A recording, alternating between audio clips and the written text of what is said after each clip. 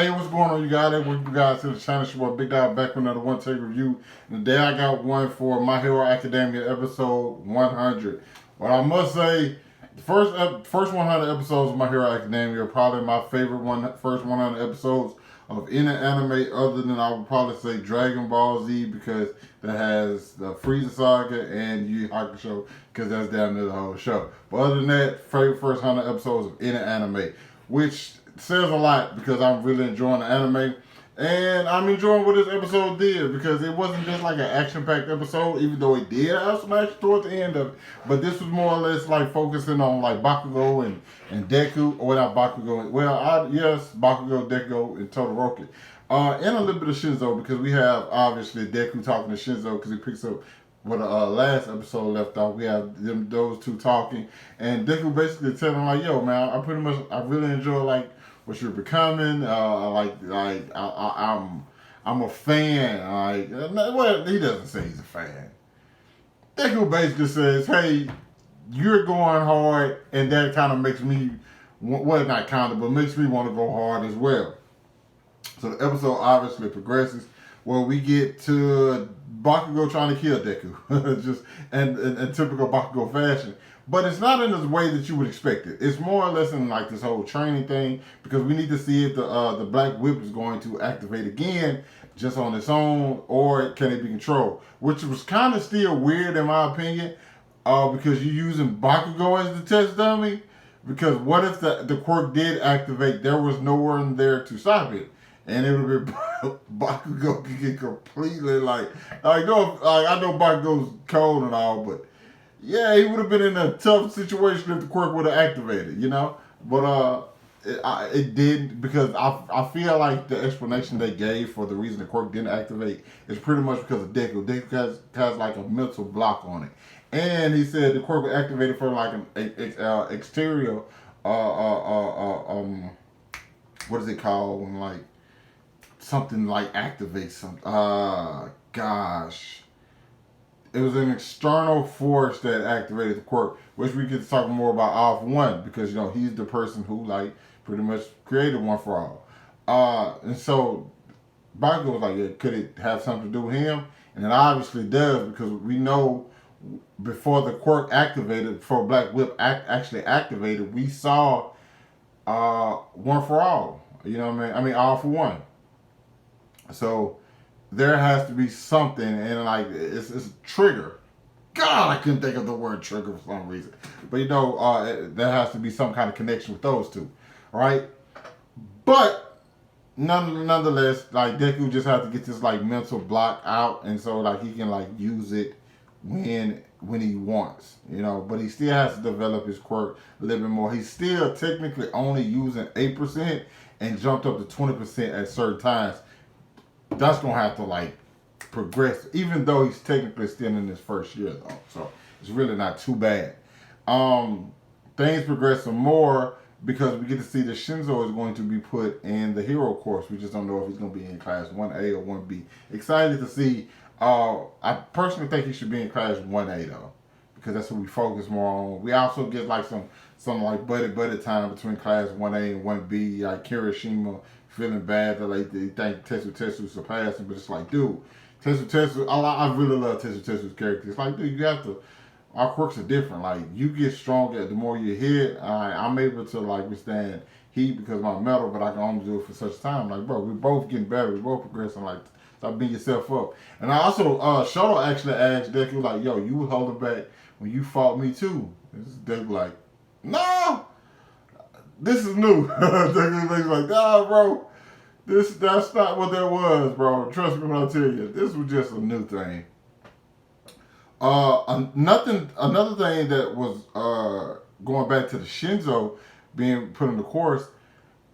Uh, President Mike asks Aizawa, he's like, "Yo, you taking a liking to this kid, but does it have something to do with Shiragumo? I think that was the name, Shiragomu, something like that." And we don't know what it is. Like, is it a past partner of Eraserhead, or is it somebody that he helped train? Did they die? Did they become a villain? Like that, my mind automatically goes because I don't think they put that piece in there without it having some significance. So I think we'll find out eventually.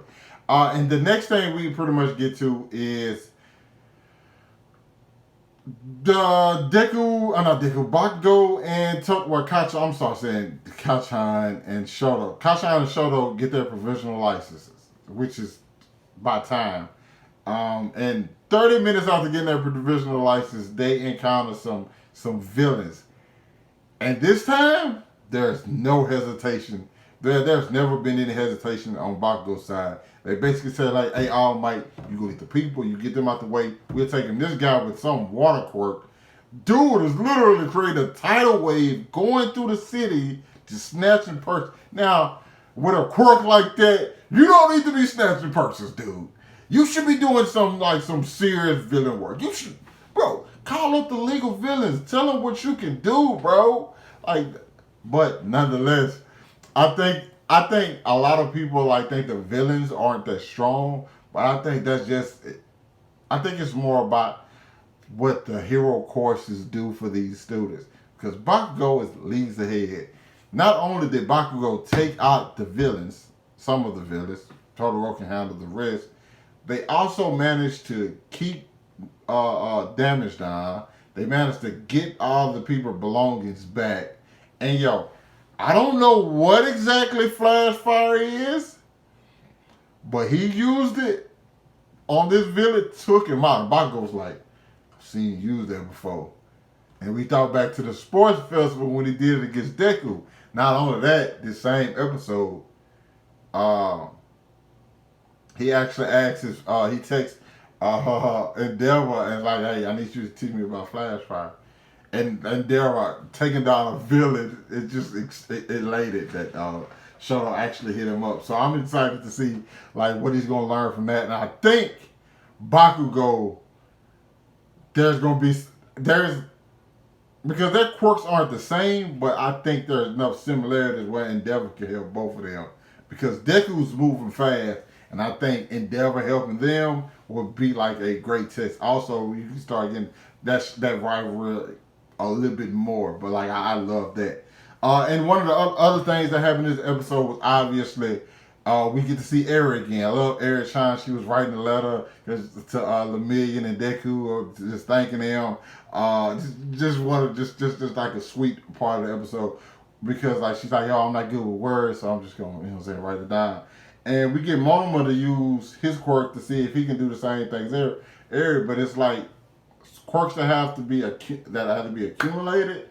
He can't use them. That's why he couldn't use Deku's. Because I guess if Deku, I'm assuming if Deku was 100%, could use 100% of his quirk or had a specific thing, Monoma probably would have died because he wouldn't be able to handle the power of one for all. And all that, the example with Fat Gum is very, very helpful. Because Fat Gum's quirk is it's accumulated fat. And you use it, doesn't really work because he's not, he's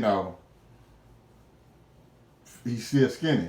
So I'm kind of wondering what quirks necessarily does he work with. I'm thinking maybe Monetta's quirk doesn't work as well. I'm trying to see exactly what quirks he can and can't work. I hope they go into more detail about that. Overall, 100th episode, love it. Ready to see more of it. I thought for a second I thought next week's episode was going to be a filler, but every time I get through watching the episode, I always read the chapter just to see if they left anything out or anything like that. Any dialogue was changed, and I actually clicked on to the next page. I didn't go into detail, but I did see that the next stuff is canon. So I thought we was gonna get a little break before apparently it's my villain art, my villain academia or whatever. Everybody be hyping me up for, you know what I'm saying? So nonetheless, I'm ready to see exactly what's going on next. I got a lot of questions that need to be answered, but in due time, I guess. You guys, let me know what y'all thought about this episode down in the comments. Hit that like button, subscribe to my channel. Thanks for watching the video. Hope you guys are staying safe, and I'll catch up with you guys later. Peace.